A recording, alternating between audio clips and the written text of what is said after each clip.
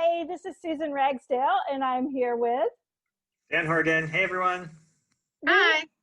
Hello, everyone. Yes, you can say hi. We're co-hosting 10-minute toolkits. So we're going to be sharing leadership activities that you can use during this time leading up to elections with whatever group you're working with. But this first one is called Leadership Corner Choices. You're going to do numbers 1, 2, 3, and 4 for your choice to statements I'm going to read out. So I will read out a statement and you're going to identify which one of these is most like you. So you're going to either pick the first choice, the second choice, the third, or the fourth. Instead of in a room, you would go to a corner, or if online, we could have done the annotate. All right, this activity I chose for today because I want to get out of the box for leadership. I want us to stretch our creativity and imagination, so I'm going to make you guys work. The tool you most need to help organize a project you're doing or a team you're working with or have worked with is it 1, a hammer, 2, a broom, 3, a wrench, or 4, a kitchen mixer. Hammer, broom, wrench, kitchen mixer. Yes, this one makes you think. It's creative. The tool you most need to help you organize a project or team. It's how you picture it in your head. Okay, so I see some 4s and 3s. Anybody want to share how you made that analogy? Maybe one of my 4s, since we had a few of those. Well, I just think everybody brings something to the table and you have to throw it all in the mix and mix it up together and see what comes out, because you never know what gift somebody's going to bring. If I were to best describe myself as a leader, I would say I'm most like a cruise ship, a hot air balloon, a bicycle, or a train. What you guys thinking? Couple cruisers, train, hot air balloon. Okay. Let me have one of my 1 share. How are you like a cruise ship? I'm always up for a party. No, I mean, that's the first thing that came to mind. But then, you know, a cruise ship, so there's a purpose. So everybody's on there for the same purpose. So you want to make sure everybody's, you know, going in the same purpose, same direction. But also doesn't mean you can't have some fun along the way, right? So I'm always about doing fun things together, as well as making sure we're all on the same page and we're all moving forward. But we got to have some fun along the way. So the beauty of this activity, you can do this, people can talk, like all the ones talk together, and then you have them talk together in the group, but you can also throw in some other questions to think a little more about leadership. Like on this particular one, I would ask, what are the pluses of your particular way of leading?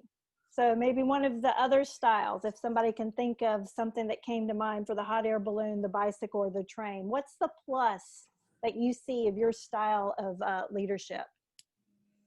Go ahead, Ed. I pick train, and sometimes I think I have a tendency, which is the downside, tendency to bowl through, we're going to get this done. And so, you know, I just go from here to there on the track, and here we go. Other times, having a track is needed.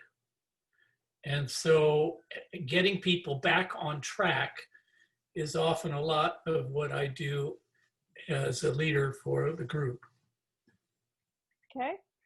And I heard you actually saying answering the other question, which is a minus to your leadership style of sometimes you can just be so focused and keep going. So that's part of how this activity works. It's just self-identification. Your group gets to figure out how do they answer it, what's bubbling up for them, and then you can push them a little bit deeper. So there's several more questions, but when it comes to handling conflict, I'm a beaver, a moth, ostrich, or a cat. Got some beavers in the group. Got an ostrich. What you thinking, Jackie? Like, I'm thinking I need to know more about ostriches. because I think it's going to be that, but I don't know enough about them. You might change your mind in the midst of hearing animal answers, which is also, that may happen in your group, and that's allowable because you're like, oh, that analogy and how they connected the dots makes sense. I'll jump in, Susan. I think of a beaver just as like being very task oriented and working through whatever the situation is that he or she is facing. And when dealing with conflict, I think you just have to focus on the tasks at hand and keep working at it until you get to a resolution that makes the majority at least happy. Said I was an ostrich, but actually I'm a turtle. A long time ago, we had a boss who said, well, are you a skunk or a turtle? Because skunks spray. As soon as they're distressed, they spray, and then, then they walk off and leave everybody else with the mess. But a turtle just pulls back in and says, ooh, wonder what that was all about. I gotta think about this for a while. Okay, I think I got it. I can come out now and we can deal with it. And, there are lots of animals to play with, just like with any of these analogies. And we know people are going to want to not always stay within the frame of reference we give, even if it's very broad, like it is in this activity. So I love this activity because it pushes out of the box thinking. You can dive a little bit deeper. People have to really own who they are, and it's a safe way to own the good side and the bad side of our leadership styles, quote unquote, good side, bad side. We own fully who we are. And it shows that we have different frames of reference for how we communicate, how we complete tasks, how we lead, and different is just different. And that's an important lesson on leadership. If you wanted to do this virtually, you could also pull up just a plain Google Doc and just have 4 quadrants, create a table with 2 columns, 2 rows, and then just have participants, if you share the Google Doc link in the chat box, just have them add their name to whichever box you've labeled based on the categories you're sharing. It's just another way to visually have people sort of see their name through the experience as well. But the other thing I would just add to it too is another way to debrief is to reflect on how these things played out recently in real world activities that you may have been involved in. So it's a great way to transition from lighthearted, the sort of the humor of it, to how does this now translate to in the last 30 days, things that you've encountered and how you've worked through it as a beaver, as an ostrich, etc.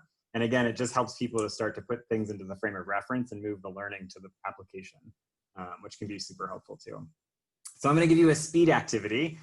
So in the course of this little 10-minute toolbox that Susan and I are working on, leading up to elections and thinking about leadership and thinking about exploration of issues, one of the things that I did really early on in my career with a lot of young people was a community mapping exercise where, and this is going to totally date me, but at the time I used to go out and buy those little disposable cameras and give them to all of the young people that were in our program.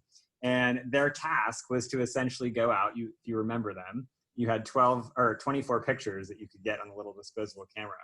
So I used to challenge them to go out and find 12 pictures of things in their community that they absolutely love and 12 pictures of things that they want to change. And then we would, this wasn't the cell phone era, so we weren't able to see the photos immediately, but we would process the photos. We'd create these collages on the wall of all the things they loved in their communities, all the things that they felt they wanted to change. And we did a gallery crawl to have them explore each other's perspectives of the things they liked, the things that they would like to see improved. And we looked for the trends. We identified the things that we felt like we wanted to build upon because a lot of people identified them as strengths. And then we identified some of the areas that were trending in the areas of challenge or the areas of things that people wanted to see different. And that was where we started to focus in and say, how can we start to apply some of the things that we've gained in our strengths to address some of the things that we collectively have prioritized as challenges? And it really led to an appropriate, strength-based approach to be able to address some of the obstacles that we were facing as a community. The trending element of it really shows that all of us experience our communities in different ways. We see things differently, we process things differently based on our past experiences, based on what's going on in the moment, right? The current context.